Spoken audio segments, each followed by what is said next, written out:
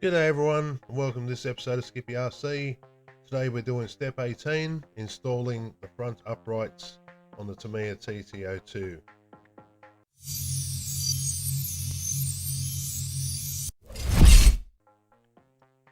So I've already done one side of this to make it a bit quicker, but what we'll need for this is our upright we did last episode, our gearbox joint, drive shaft, and parts A6, A8 and A10.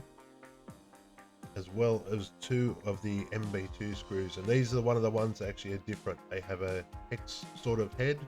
There's still a 3x10. They've got that different head there, and we're also onto the bag B. That started that last episode, but it didn't need any screws, so I didn't have to show it. And the interesting thing with these screws is the hex actually fits this side of the box joint, so if you're having trouble screwing them in, can use the box wrench. So this is a fairly straightforward step. First thing we're going to do is get the gearbox joint and locate it in and find the diff opening. Make sure it's in there. You can see I'm turning it. We'll turn the other side so now it's all located and connected. Next thing, as usual, going to grease up the dog bone just a little bit of grease and the brush. Both sides, as it is plastic diff cups, so just want a little bit of lubrication in there. The good thing about these is because of the plastic, they are quite a tight fit. When they're new, they will loosen up as you drive it a few times. But you can see, as you can see, I'm using one hand, and that axle or dog bone will stay in there. And you can use that to sort of work it around, find the other end of the diff joint or the gearbox joint, and then by finding the pivot balls and the arms, you can locate them in there so they'll just hold in place. So next you have to decide if you're doing the high or low setting. As I said, I'm doing the high setting. The book instructions here show you the low setting, and if you go to page 18 in your manual, you can see the high setting, which I'll be doing, but all it is reversing the steps of how they show it. So if it goes on the bottom, it goes on the top for the high setting. Like this first bit, which is the spacer, which is part number A8.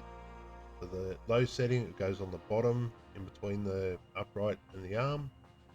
Because I'm doing the high setting, it now goes in the top, so it just goes over that plastic part that the pivot ball goes on, just to space it out. So now that's nice and flat with the arm. Next is A10 with one of the screws. These are basically, this black part A10 is just sort of like a washer, just holds everything in place. So as I said, if I was doing this as the instructions show, this would be going in the bottom, and as I'm doing the high setting, this all goes in the top now.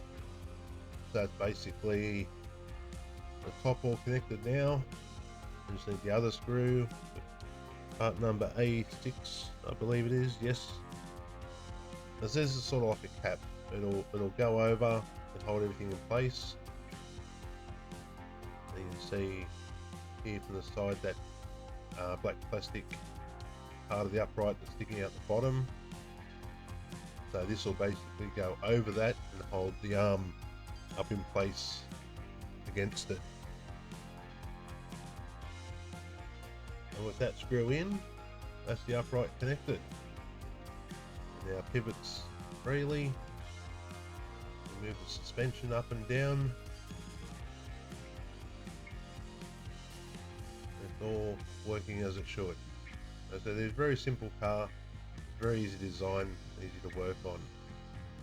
And that there is pretty much step 18 done. Front uprights connected. Next episode, we're doing step 19, which is the rear uprights, which will be another really quick one. So remember to like and subscribe if you haven't already, and I'll be back in the next video with step 19, and I hope to see you then.